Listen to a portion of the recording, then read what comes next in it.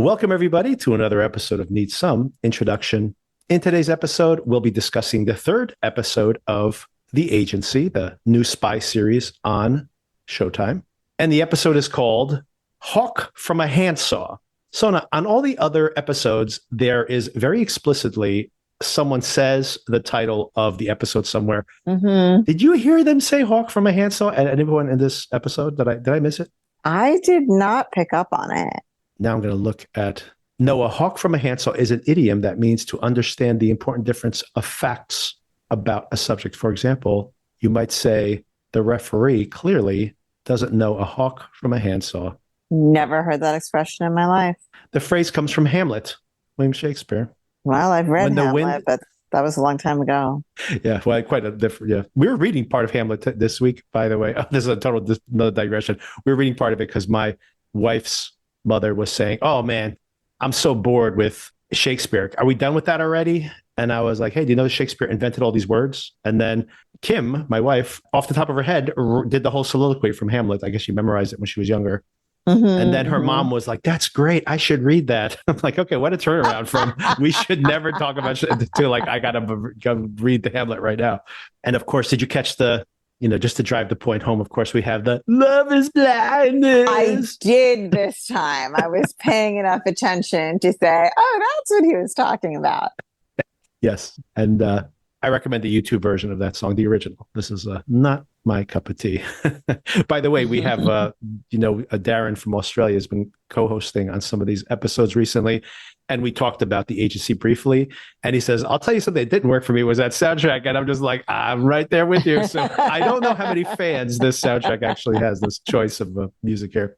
Oh, and a little bit of news about the show that I wanted to bring up is, Sona, this has been renewed for season 2 right away. I'm not surprised.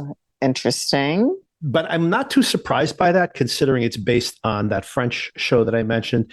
The French show actually ran for 5 years. I thought it ran for 3. It actually ran for 5 years.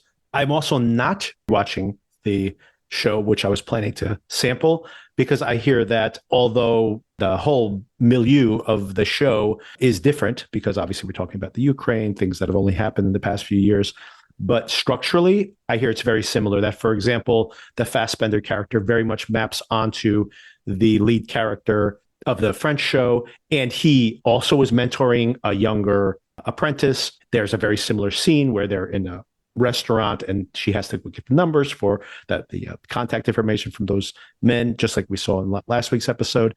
And also that there is this possible femme fatale. He's in a relationship with some woman. He doesn't know what her agenda might be. All that is to say that even though details are going to be completely different, I think structurally it's going to be similar. So it probably would be a spoiler. So if anyone out there was thinking about watching the shows in tandem, you probably want to wait for the season to end, just in case they mapped the plot points very similarly.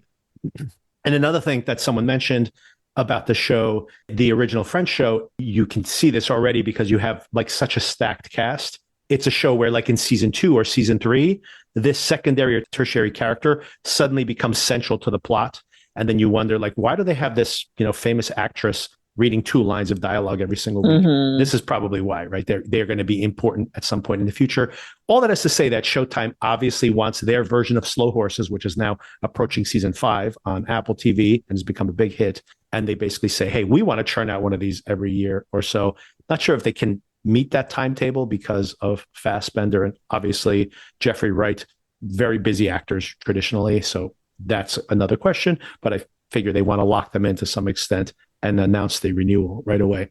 But it's also to speak to the fact that if the show is successful, which it is, Sona, biggest premiere, over 5 million viewers in the first week, which is a record for Showtime, even bigger, significantly bigger than the previous record, which was the Dexter New Blood series.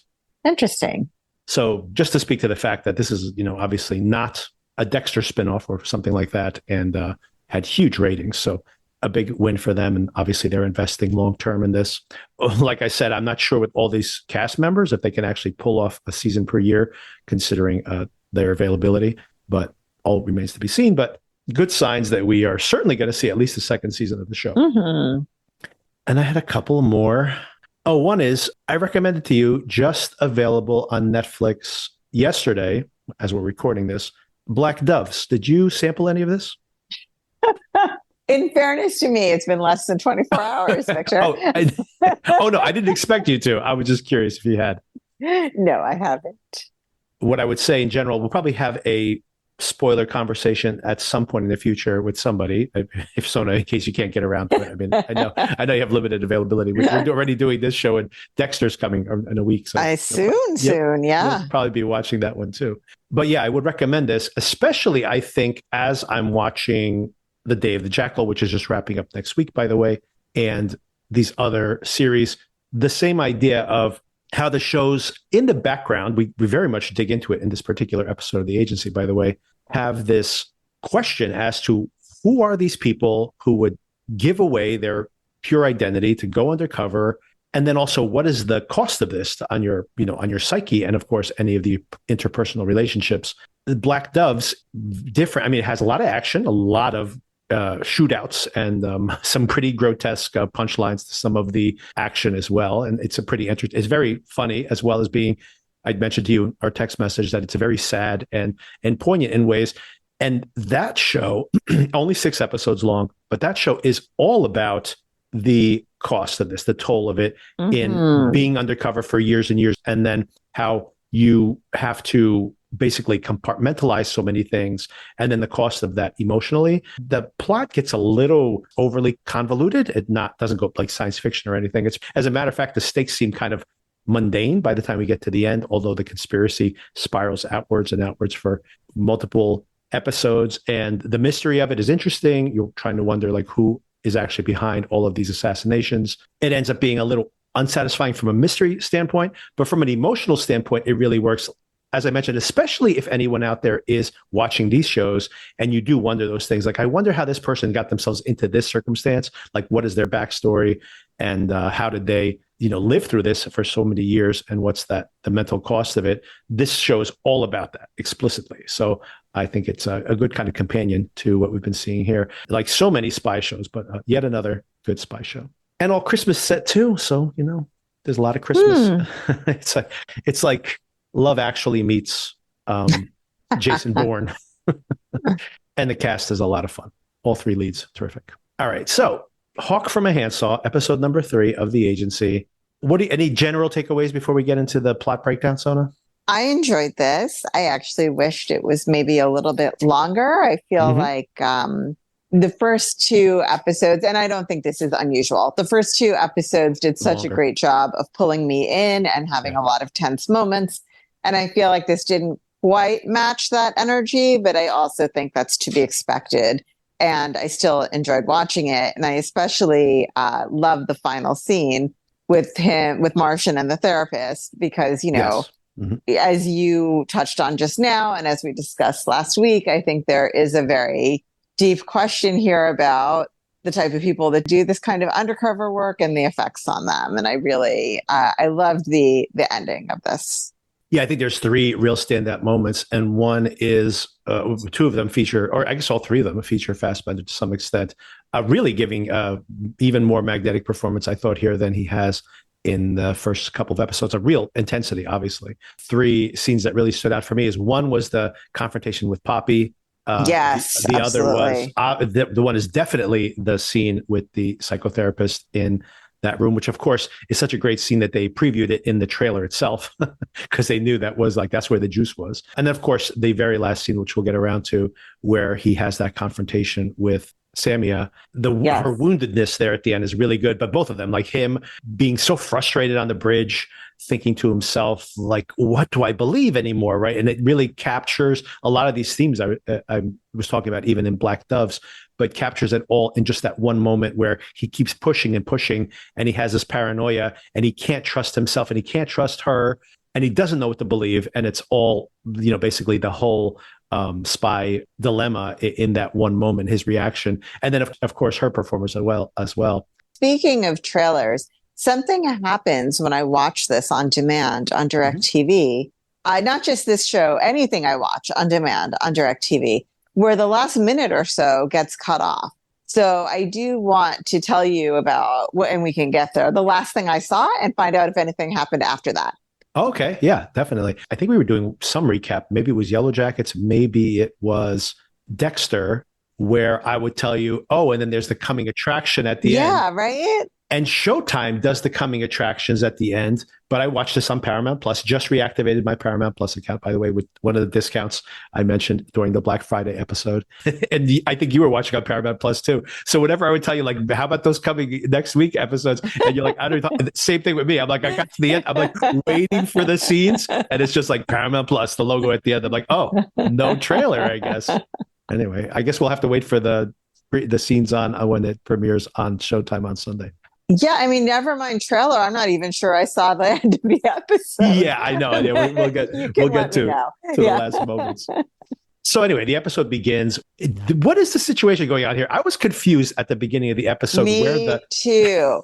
And this reminded me, last week you said sometimes you don't love spy shows and movies. Yeah. And I didn't interject then. But the reason that I don't love them is because I often walk away feeling like I don't think I'm smart enough to watch this show.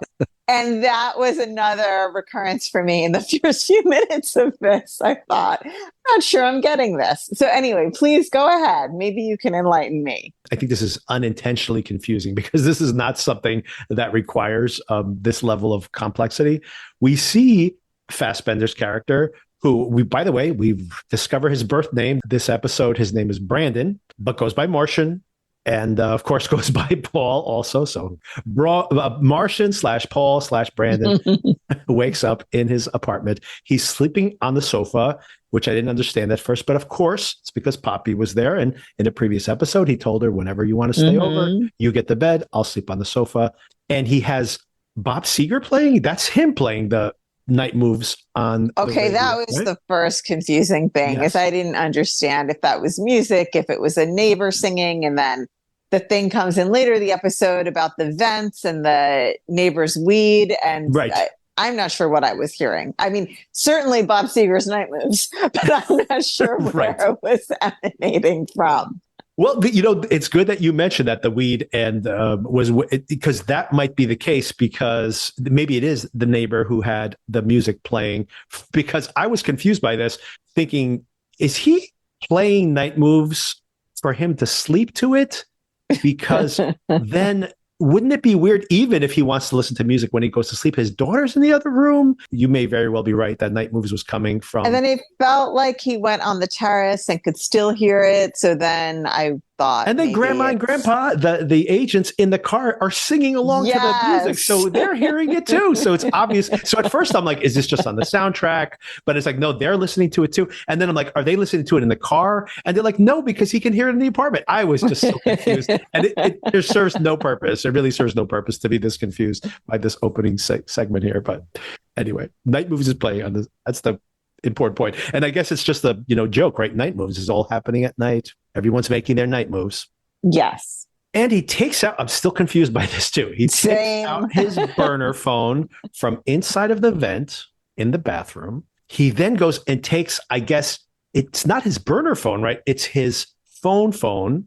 Okay, you're clarifying something that I did not pick up on.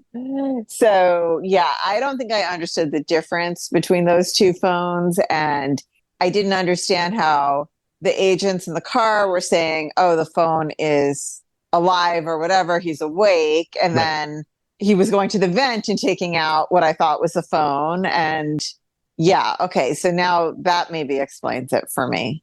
I actually rewound this for the same reason. I was slightly confused. And when he puts the phone down and he wraps it in the aluminum foil, which I didn't know was enough of, I know either.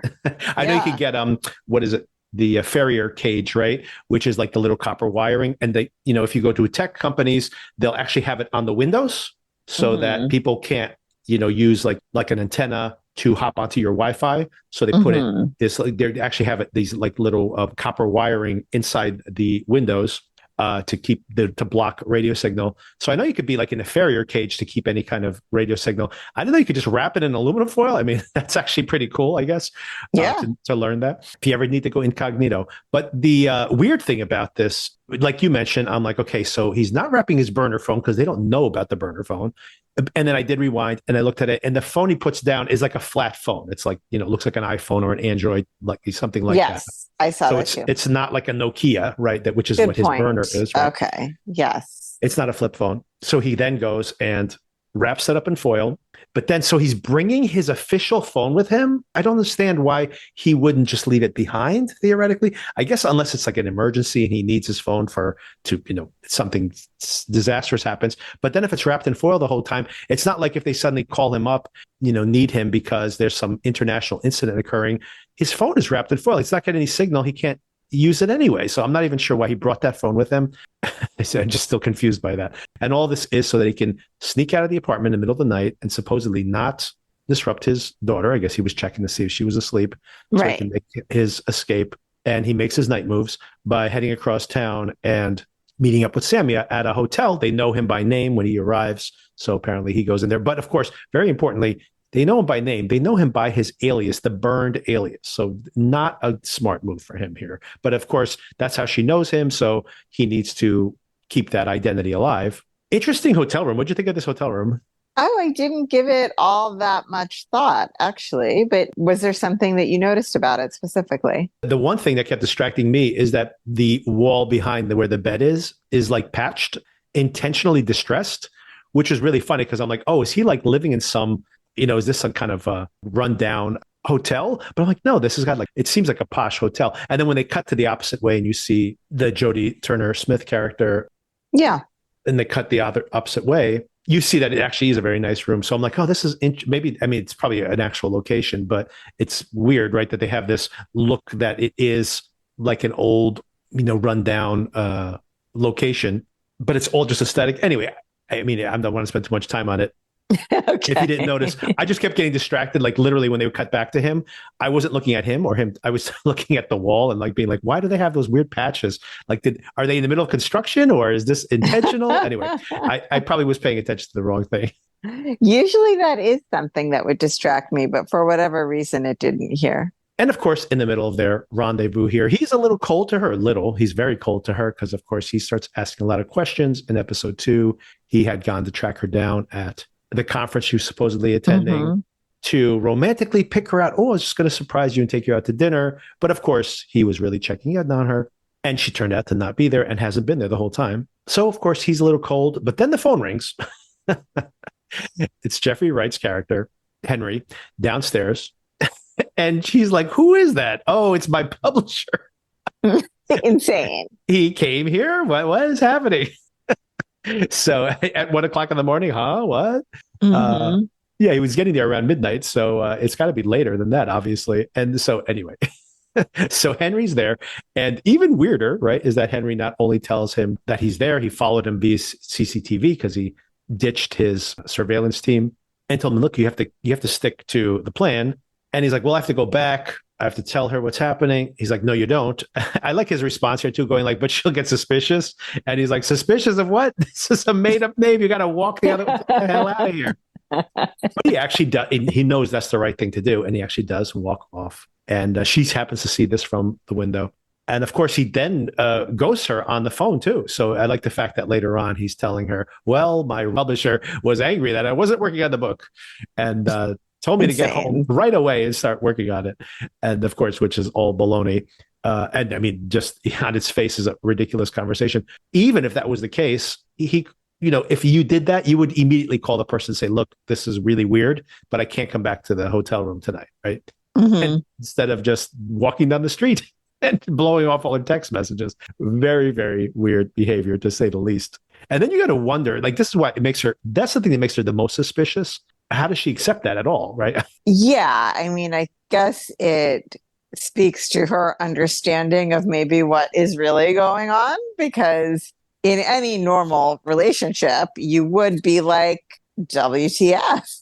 How could you do that to me? It's exactly what she does via text message, but it's the fact that he then blows it off as I just go back and work on my book, which is not an excuse. That's bizarre enough. But then the fact that you would not communicate with me at all afterwards just seems incredibly shady. But she doesn't seem to super hold it against him.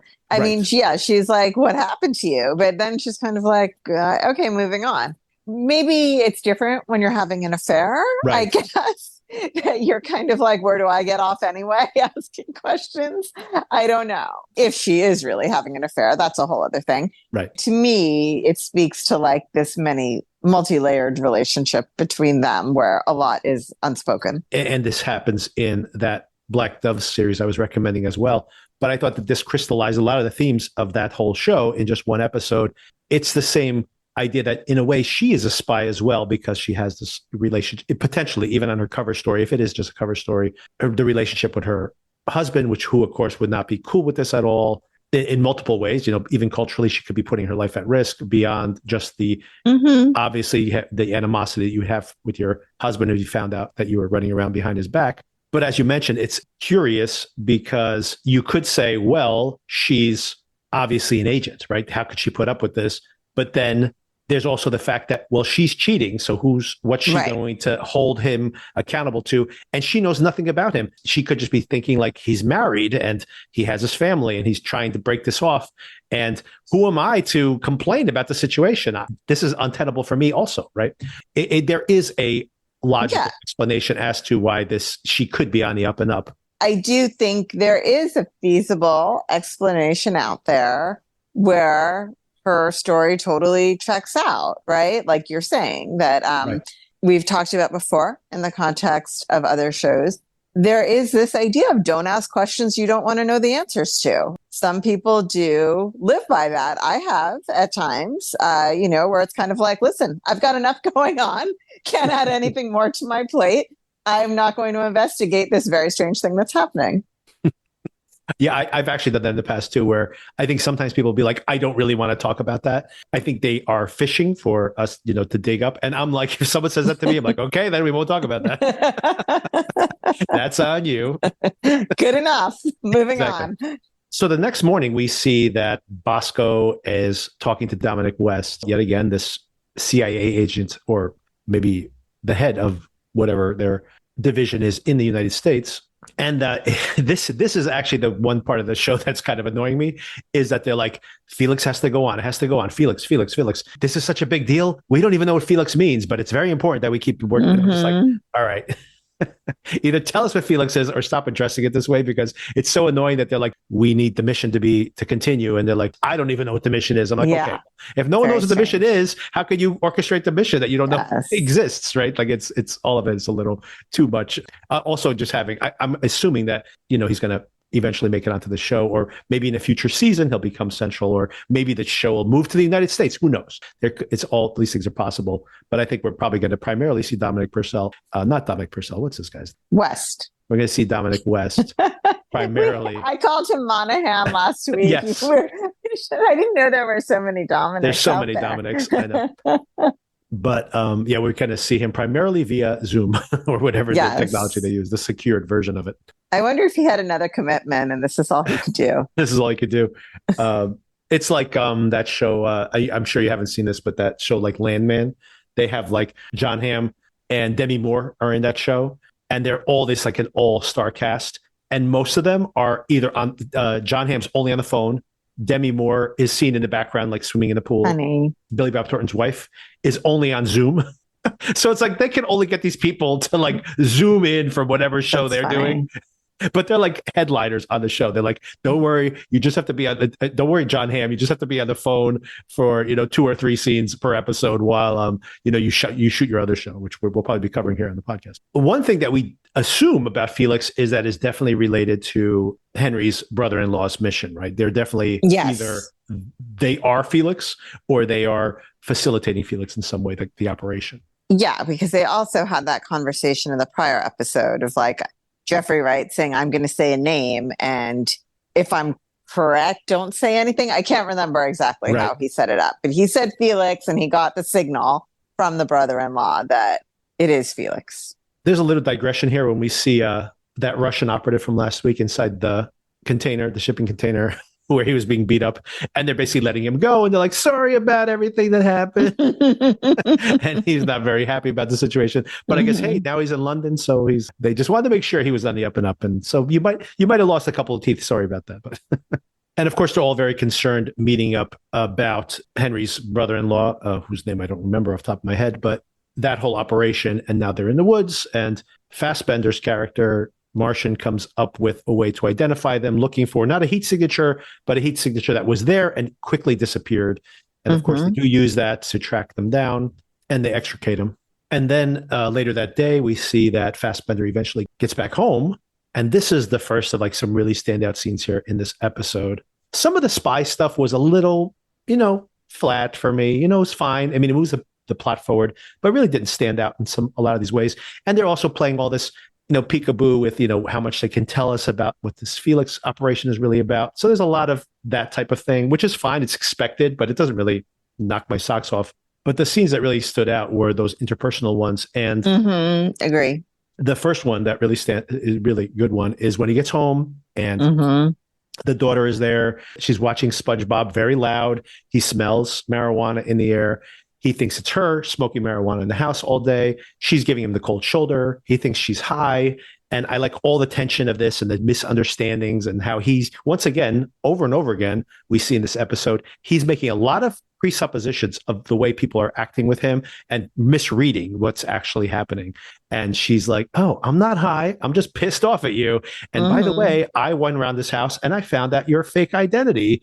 And if I can do that, then hey, these agents are definitely going to be able to do that. I have the SpongeBob episode on so loud because I'm assuming that there are people who are listening in on our conversation. But of course, she starts saying a little too much without being aware that she's saying too much, using his previous alias, etc. And this, of course, makes it like a switch flip in him. And he starts acting, immediately goes into, hostile witness. Yeah. And throws her into the bathroom, turns the water on. And you really see that switch flip first to the violent version of himself, and then immediately turning back off again, going like, what am I doing? This is my daughter. But obviously she is not prepared for that at all. The damage is done. The damage is done for sure. And I just thought this was terrific. It just like captures all of this in one shot, in one scene. It captures all of that tension. What do you think Poppy's thinking at this moment, by the way? It's the innocence in a way of being young. Is like, she's not realizing the implications of what she's discovered here. And she's just thinking about how it affects her and her relationship with her father. Right. And that's all she can see, right? And that's why she approaches it with this self-righteousness, right? And not seeing the big picture of really what her father is involved in and the repercussions of that. So I thought it was like a nice contrast of, when you talk to a child and their universe is so closed because, we try and shelter our children from all of these bigger things that they're inevitably going to find out. And never mind this like world of espionage and global politics. So like the contrast and, and he's trying to say, you have no idea what is really going on here. Right. And that's why the switch flips, is because it's something so serious, but she's just seeing a father-daughter relationship. I'm always a fan of Fassbender in his performances when he's not making more popular stuff. Like I forgot to mention when you were unaware of who he was. He made some very, I mentioned the Alien movies he was in, but of course he played Magneto, the young version of Magneto in all those X-Men movies. I think 4 of them actually. So that's kind of how I know you haven't seen those movies. So, but I'm sure your husband has, by the way. But probably at least one, yeah. Some of the most popular ones they have, he was the star of. But in those films, he's fine, but it's not really him at his best. But I do recommend very highly for anybody out there, especially if anyone has been watching that series, which I highly recommended here on the podcast, Say Nothing, about the Troubles in Ireland. Oh, and by the way, Steve McQueen, the Academy Award winning director of 12 Years a Slave, they both came up together. His first 4 movies all featured Michael Fassbender. And his very first one is about Bobby Sands. So I don't know if you know who Bobby Sands is, but he is the IRA operative who was arrested and went on hunger strike and eventually died of, starving himself to death. And Fassbender plays Bobby Sands, and the movie is called Hunger. And he lost an incredible amount of weight. Like he is skin and bones by the end of that film. He's pretty gaunt here in this film, by the way. Also, I agree. He's very thin. Yeah. He's very lean all the time, but he's extraordinarily lean. And I forget how much weight he lost, but it's an insane amount of weight he lost there. And, that's the type of thing that gets a lot of attention for. Of course. But the film itself is really fascinating. And the centerpiece of that film, if you liked this interrogation scene, is Fassbender's character playing Bobby Sands again, talking to a priest. And the priest is trying to talk him out of starving himself to death. And it is like a 15-minute scene, unbroken, where they go back and forth over the ideological and philosophical beliefs on committing suicide and the aspects of that and the morality of it, etc. I would recommend Sona, even if you don't watch the entire film, I think you can just see that scene on YouTube, and this is the scene that basically made Fassbender into a star.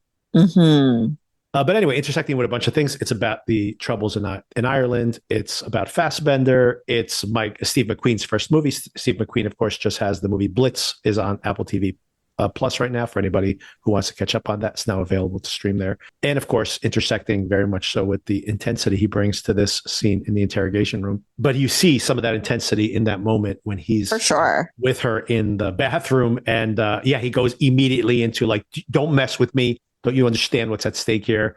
This is dangerous. But of course, this is just his daughter. And she's like obviously really upset about this interaction with her dad, who she hasn't seen in 6 years, right? And now this is probably a side of him that she's never seen before. Absolutely so not. Right. All of a sudden seeming like a total stranger, right?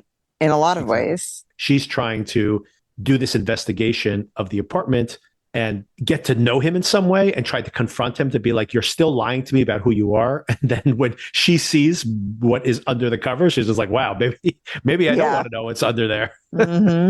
Oh, I do want to bring something up that happens. There is some sly humor in this writing as well. I liked when Grandma and Grandpa are in the car and one guy reprimands him for calling the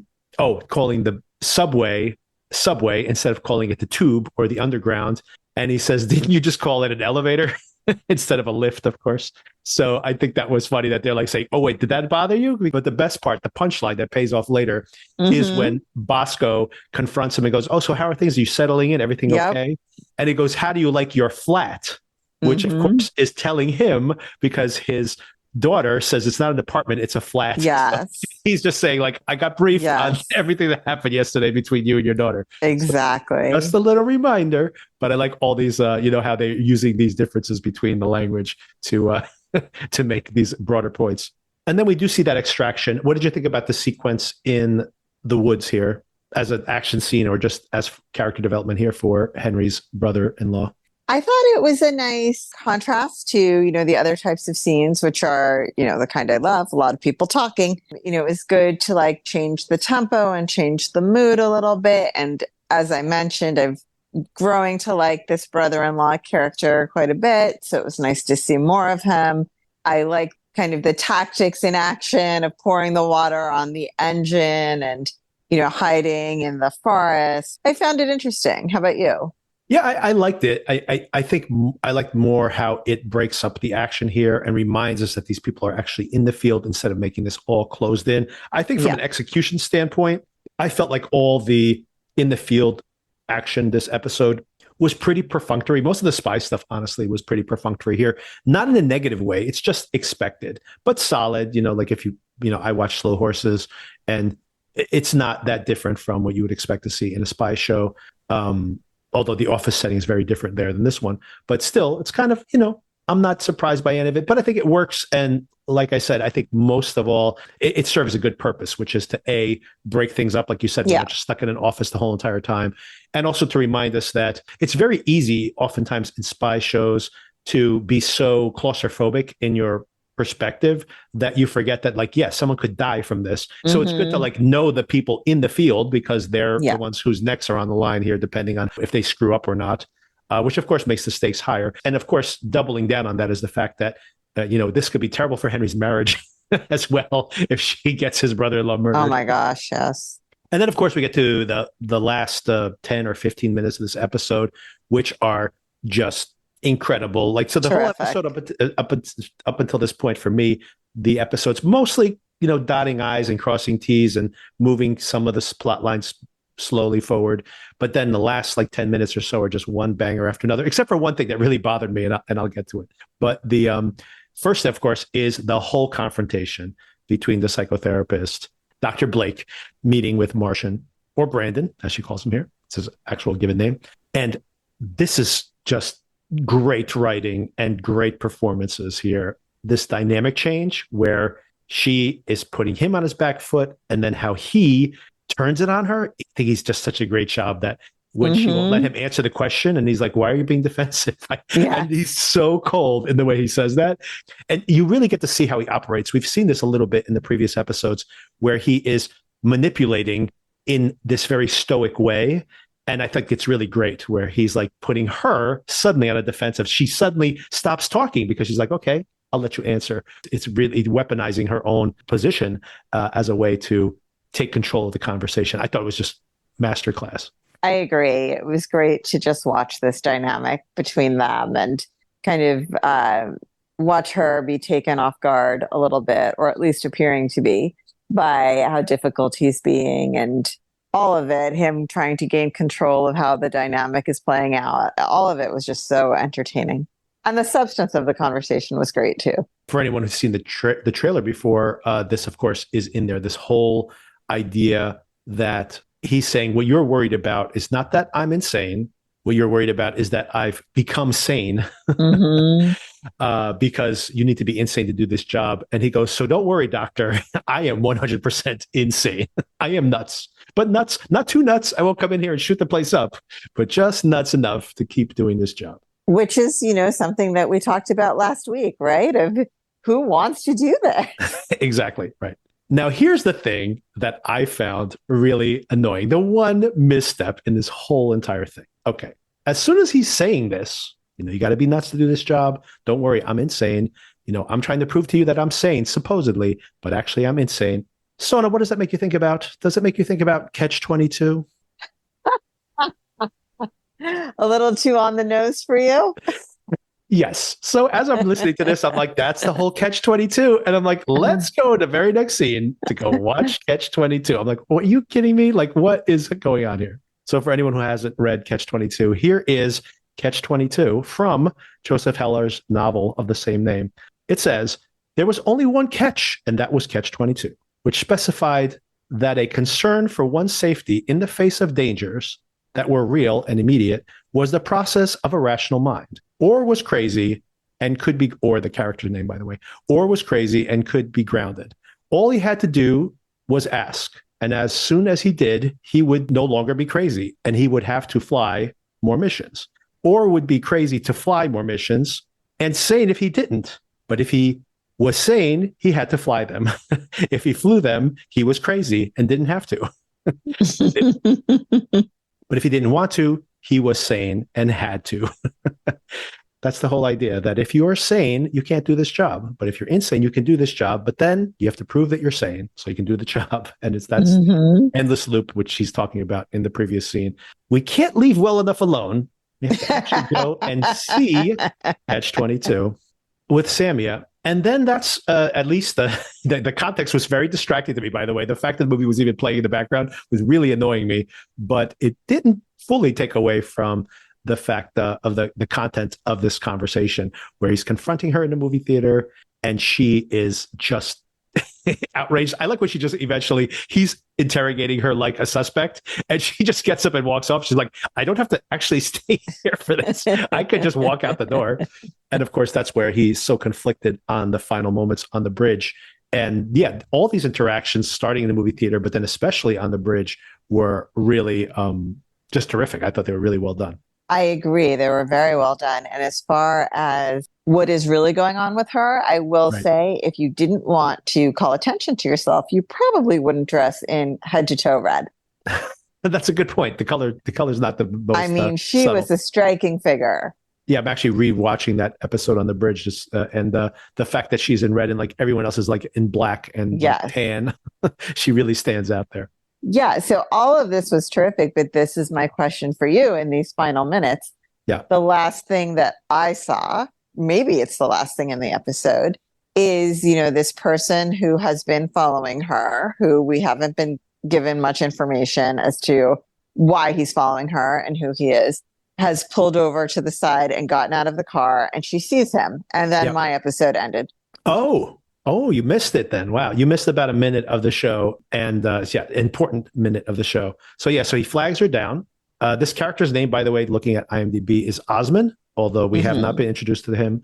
I forgot to bring up that he's been watching her from probably her whole entire stay here, because he's watching her at the hotel, and you assume that she arrived at the hotel. That's not her hotel. That's the hotel room under Paul's alias. So he had to follow her to this hotel, and probably knows who she met there, and obviously took a picture actually with his phone of her getting into the fight on the bridge with the Fassbender character. She's not surprised to see this guy. It's not like she's like, who is this? What? He didn't have to like grab her and say, I'm here on behalf of your husband or whatever. So she knows who he is. I do not believe this is her husband. I think if it was her husband, she probably would get in the front seat. Oh, you hadn't seen that part. She gets into the car. I did not see her get in the car. Well, I'll tell you what happens. She gets into the car. She gets into the back seat. There's no dialogue for the rest of the episode. He eyes her through the rearview mirror.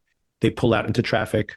But the most important thing is she looks at him in the rearview mirror, and then she looks straight ahead, and they just continue to drive for, this is probably like 30 or 40 seconds. They hold this shot, and her eyes start to well up with tears. So I think it's very important, because if you're thinking like, oh, she's just an operative or whatever, maybe she did start as an operative just like Martian did, but this is an emotional thing for her.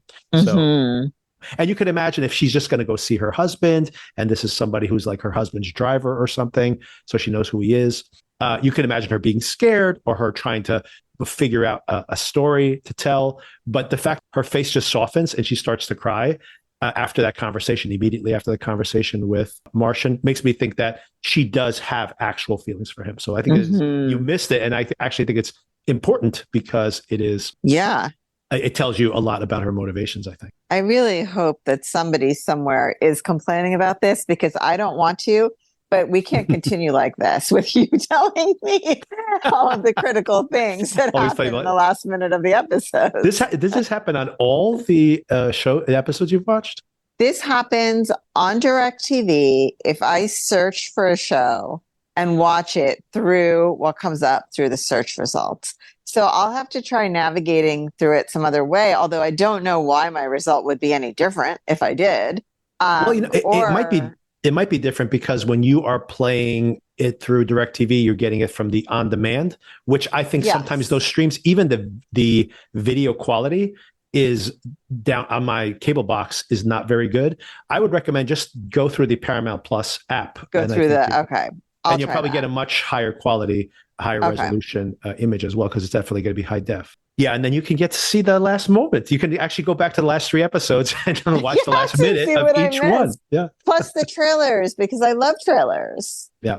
Although if you're watching through Paramount Plus, I don't think I don't know if you don't get the Showtime trailers. Has its own. I think Showtime does have its own streaming. Maybe that one has it, but then you'd have to probably wait until Sunday, because I think they don't premiere until Sunday on Showtime. Anyway, I saw it on Paramount Plus, so no trailers for next. Yeah, so that's the episode. Are you intrigued? Are you continue to be intrigued? Yeah, I am definitely interested in how this develops. I really like it so far, and I'm able to, for the most part, keep up with the plot so far. So that's exciting for me. Always a plus when you can follow the plot. Yes, when I can actually follow the story. Yes. Yeah, I'm still very interested. I like the characters. For me, this might be a ding for people. I've been reading some of the online reviews. The reviews from the critics have been mediocre, by the way, which I'm surprised. Some people were surprised that this had such a weak Rotten Tomato score. Unlike a lot of shows where the entire series is released to critics, when I read through some of the reviews, that positive and negative, they were saying the 2 episodes that were made available to us, and some of the critics were saying the 3 episodes that were made available. So critics are basing this on either the first 2 or 3 episodes, which is 2 things. One is those negative reviews don't actually encompass the full season of the show. Maybe there are certain twists that are to come that they want to keep under wraps. But more importantly, I think, is the negative reaction to these first 3 episodes, which I think all 3 episodes have been very good. I agree. I'm not sure what they saw that were like, that was terrible. Yeah, I'm like, really? That was terrible? I mean, I can understand them being like, well, it's not moving as fast as I want. That I can understand. Sure. Yeah. But this is terrible. Sure. I don't think, who's going to see this and think it's terrible? I don't know. It's a very strange reaction to me. I have heard some of the general audience reactions saying that the show moves too slowly. But for me, and I think this is an acquired taste, like, your mileage may vary. But for me, that's my favorite part about spy shows is all the duplicity and the way you can't even trust yourself sometimes. All of that is really fascinating. If I just want to see people like shoot at each other, like I understand the appeal of like the Jason Bourne spy shows. And I do like those Jason Bourne. Oh, I think they're great. Yeah. But that's not my favorite version of that. If I only had the Jason Bourne version of spy shows, I wouldn't be as intrigued with them. It's the same thing I liked about Severance in a way. It's like, the things you do to yourself, and then who are you after you make some of these decisions? All those things I think are really fascinating, the psychology of it. And that's why I like conspiracy thrillers as well. And spy shows. Yeah, a great example of a slow moving but fantastic spy movie is The Good Shepherd. Right, exactly. Very, very long movie in my mind, but worth it. And I don't often say that about very, very long movies. All the Le Carre works are like this as well, right? Like they are usually not a lot of action, and it's mostly the character dynamics that are being explored there, especially when you're potentially like a mole in an agency, and how do you hide your identity from other agents, right? When everybody's keeping their own secrets, etc. So anyway, I think that stuff's really fun, and this show is that primarily, I think. But it has the action elements as well. So, I mean, for me, it's working really well. I agree with you completely. And we will touch base again next week. In the near future, I will definitely, I've already edited it, Sona. Our audio quality was terrible, by the way. I'm going to republish those the Severance recap episodes. I tried to clean up the audio as much as I could. But anyway, I improved it a little bit. But man, I'm like, wow, these files might have been really compressed on the old platform I used to use, something. But anyway, I'll republish those. And also, of course, The Day of the Jackal's wrapping up in just a week or so. And we'll continue with this show. And if you watch the Dexter premiere episode next week, I don't think we're going to go week to week on that show. Probably not worth it. But I would be curious to at least have like a review of what you think about this new cast and the time frame it's set in for the new Dexter show. And since, of course, it's also available on Paramount Plus, we can probably dip into it a couple times over the course of the season. After being burned on that last Dexter show, I don't think I'm going to go week to week on it. But yeah, no, I'm super curious about this, and the cast seems very promising as well. Yeah, agreed. But I mean, even I think about that pretty bad Dexter series. I think if I'd watched it like as a binge, it would be at the end, I'd be like, that was fine. It had some good parts. But, us going week to week on it, I'm like, I don't think this is, I don't think I can like talk. I don't think I can watch regrets. This. Right. To watch it and then to like analyze it afterwards. I'm like, I don't know if this is worth it. As opposed to just kind of watch the whole thing and be like, just let it wash over you and be like, okay, well, there was some good scenes in there somewhere. That was that. That was that. Yeah. That happened. Oh, and by the way, Sona, I think you know this already, but spoilers, everybody out there, you can tune out right now. But when you watched the finale of that season of Dexter, is Dexter dead? Wait, are we talking about regular Dexter or New Blood? We're talking Dexter. I mean, he was going into like an awful storm in a tiny boat. Oh, no. I'm sorry. I mean, Dexter New Blood, the character Dexter in Dexter. Both times he should be dead. Right. But at least in the previous version, we saw that he like was in his Wolverine lumberjack mode at the end, right? So we know that he did survive, right? Explicitly. Even though he should have died, absolutely. He drove into a storm and should have died in the hurricane. But in Dexter New Blood, he explicitly is dead, right? There's no ambiguity about the fact that he died at the end of that show, right? I don't remember thinking there was any. He shot him in the chest, right? And he didn't have like a bulletproof jacket on or anything. No. I mean, I think the whole point at the end is he's like telling his son to kill him. Yeah, I was about to say, I think that was kind of part of the plot, is that it was going to end that way. Well, Sona, this summer we have Dexter Resurrection, because Dexter is not dead. Michael C. Hall is back and he's alive. They can't leave anything alone. What is happening? Just let it be. I mean, unless he comes back as a zombie, I'm not watching that shit. He's got to be a zombie. I'll buy it if he's just like, when he shot him and there was like something, he was on consecrated ground and had to come back as a vengeful angel or something. I'll buy if it's a supernatural rebirth.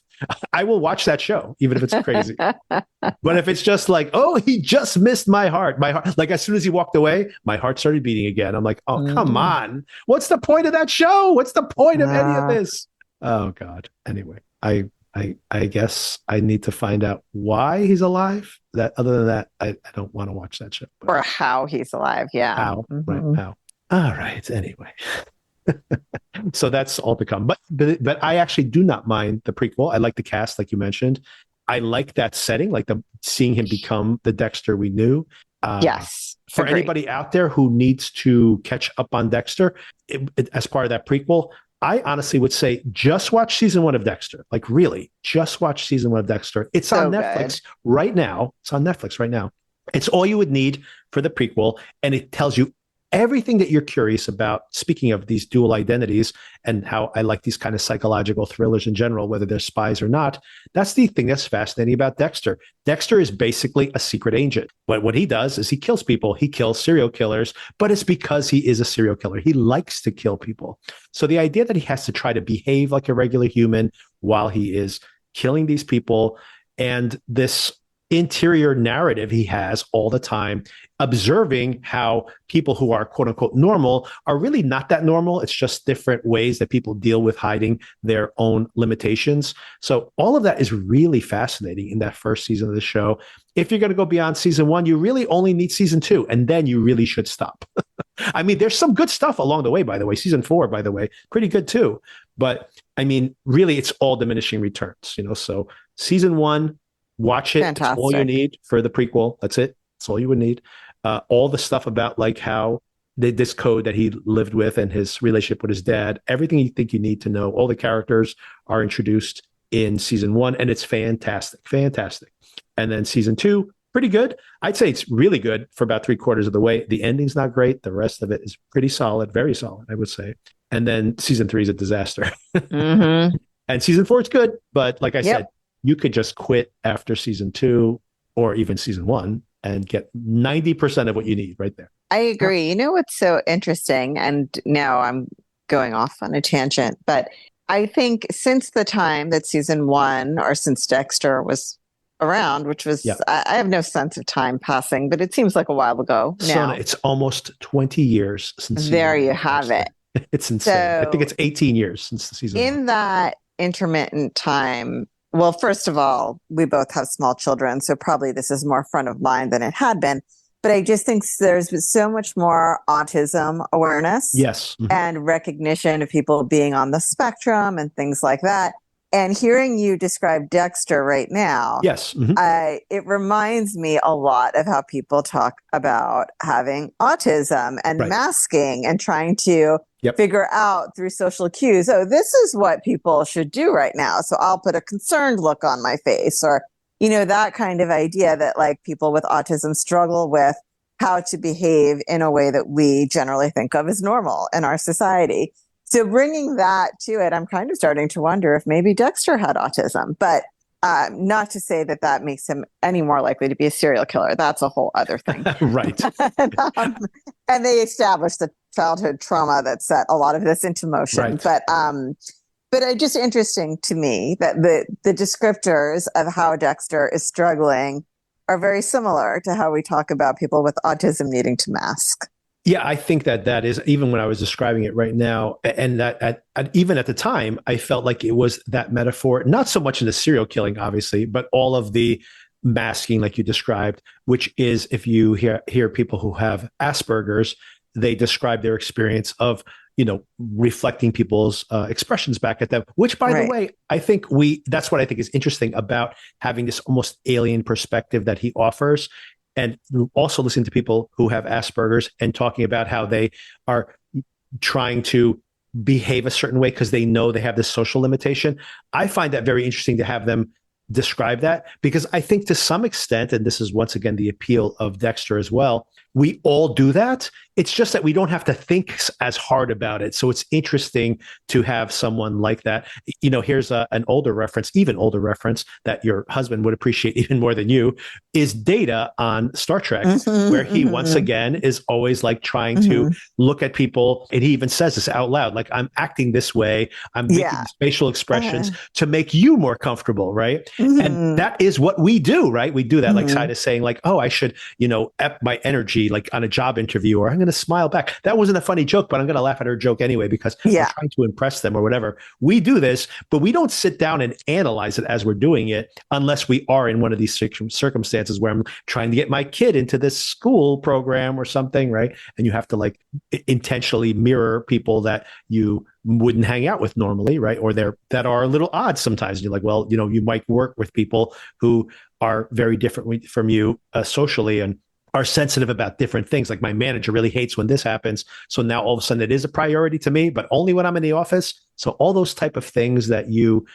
do, I find it very funny to have Dexter narrating, saying like, oh, because I'm like this, I have to do these behaviors. And I'm like, dude, Dexter, just to let you know, we all do that every single day.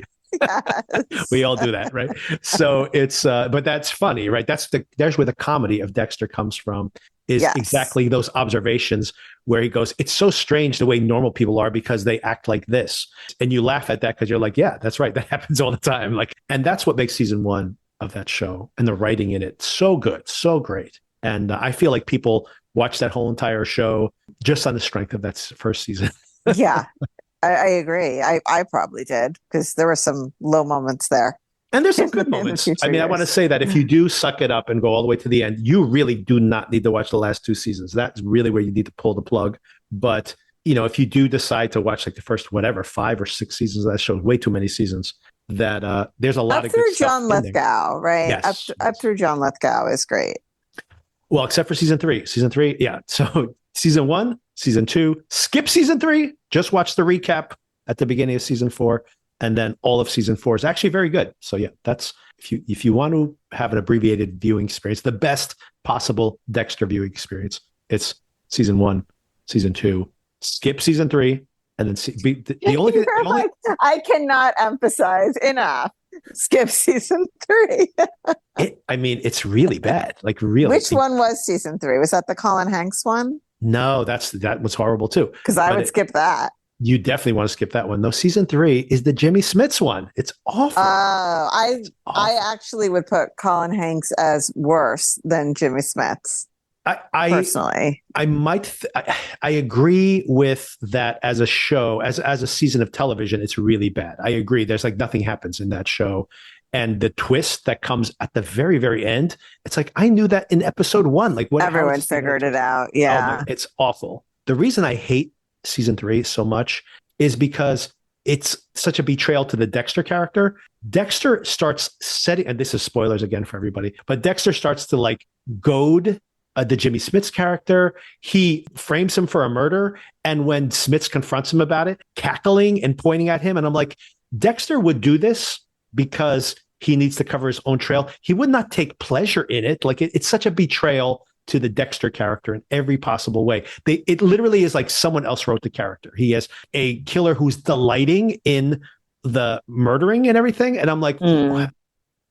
It's just not the Dexter character in it. So for me, I hate season 3 because it completely betrays everything we know about the Dexter character. And then, by the way, they were very conscientious of this because in season 4, he goes right back into being his more stoic, autistic-like character. And I'm like, okay, I don't know what happened to season 3, but I don't know if they got different writers or something. Yeah. But they it's like, yeah. But that's also a terrible episode where that's a terrible season where nothing interesting happens either. The Jimmy Smits character actually becomes his antagonist and then disappears for like 2 or 3 episodes in the middle of the season. Like it's just awful. It's just awful. But yeah, the Colin Hanks one, holy cow, what a train wreck. Holy cow. Yeah. And then of course the whole final season too, which I don't remember anything about except for the ending, but even like the big bad there, the way that gets resolved is so stupid. The dynamics with the sister, that got really weird. Yeah. Anyway, that's just, yeah. Boy, that'd be we need like a 4-part podcast episode just to break down. We did once go through, I think before this New Blood Dexter. We went season by season, Season by season briefly. And I don't think our opinions have changed. So, no. Yeah. All right, Sona, thank you again for the Thank you. And we will touch base next week and talk about The Agency and maybe review the first episode of the new Dexter show as well. Sounds good. All right. Thanks. Talk to you soon. Bye. Bye.